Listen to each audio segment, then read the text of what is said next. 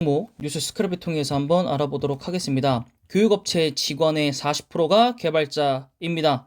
내년에는 메타버스 교육까지도 선보이겠습니다. 라고 주장하고 있는 아이스크림 에듀입니다. 자, 코로나19 확산 이후 비대면 수업이 2년째 이어지면서 교육 현장에서는 에듀테크에 대한 관심이 뜨겁게 이어지고 있습니다. 자, 아이스크림 에듀는 2011년에 국내 최초 스마트 홈 러닝 서비스를 시작을 했는데요. 지난 2월에는 AI 분야까지도 넓히기 위해서 AI 총괄 책임자로 지금 여기 화면에 나오는 이 실장님을 영입했다고 합니다. 이 실장님 같은 경우에는 2002년대 원광대를 졸업하셔가지고 뭐 AI, 얼굴 인식, 영상 인식 등 다수의 프로젝트에서 이끈 이제 인물이라고 합니다.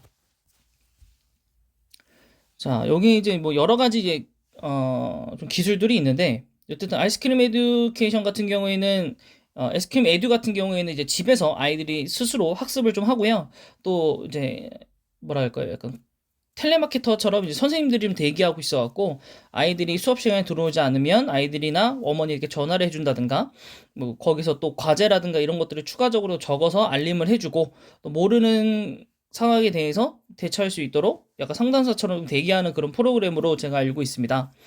그래서 여러 가지 좀 어머니들께서 이제 엄마표 공부법을 하시다가 좀 힘드신 분들이 이런 거를 많이 한다고 합니다.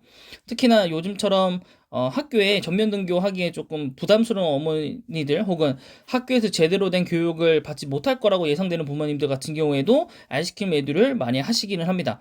초등학교 저학년 같은 경우는 학원 보내는 것 자체가 조금 어, 뭐라 그럴까 좀 위험하고 이제 부담스럽다고 느끼시는 분들이 많기 때문에 이런 거를 많이 활용을 하고 있는 상황입니다. 하지만 이제 초등학교 이제 고학년부터 중학생들서부터는 사실 잘 하고 있지 않은 게 단점이고요. 거의 초등학교 위주의 사업이라고 보시면 되겠습니다. 자, 여기서 이제 아주 특징적인 기술 중에 하나는 이 시선 추적 기술인데 여러분 뭐 예능 보실 때 뭐 그런 거 많이 보셨을 겁니다. 여자 막 지나갈 때 남자가 봤을 때 막 시선을 추적해가지고 뭐 어딜 많이 보는가 뭐 이런 것들. 네, 요런 게 있는데 학습기를 바라보는 학생들의 시선을 분석해가지고요. 집중도가 만약 떨어진다고 하면 AI 튜터가 나타나가지고 뭐 왜 그래 봐야지 뭐 이런 거를 해주는 그런 것도 있고 이제 학습에 유해한 외부 요소를 차단하고 전용 학습기와 맞춤형 AI 생활 기록부도 있어서 우리 아이가 학습을 잘 하고 있는지 아닌지에 대해서도 파악할 수 있습니다. 자, 그리고 요런 이제 기능들 플러스 해가지고 여러 기술적인 업그레이드를 하기 위해서 작년에 너무 과감한 투자를 진행한 나머지 영업 손실까지도 기록을 했다고 합니다. 그러니까 결론은 이게 일회성 비용이라고 생각할 수도 있는 거죠. 이걸로 인해서 다음 연도에 다음 분기에 더 큰 수익을 낼 수 있다. 뭐 이런 생각으로 투자를 진행한 것이죠. 그래서 개발 중인 기술이 상용화가 되면 내년 후반기, 근데 너무 좀 멀죠. 내년 후반기에는 매출액으로 다시 전환되는 성과를 보인다고 합니다. 그리고 또한 이제 한국기술평가관리원의 이제 지식서비스 연구개발 과제인 능동형 AI 튜터 시스템도 이제 R&D를 이제 진행 중인 거죠. 결국엔 약간 국책과제 같은 비슷한 걸 좀 하고 있다. 그리고 메타버스 컨텐츠도 선보일 예정이다.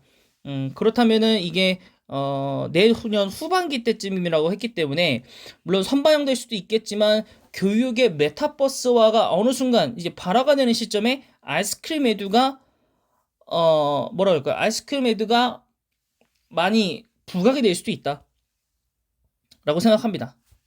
네, 그럼 아이스크림 에듀의 차트를 좀 보시겠습니다. 자, 아이스크림 에듀의 이제 일봉상 고점은 8,900원, 저점은 6,380원입니다.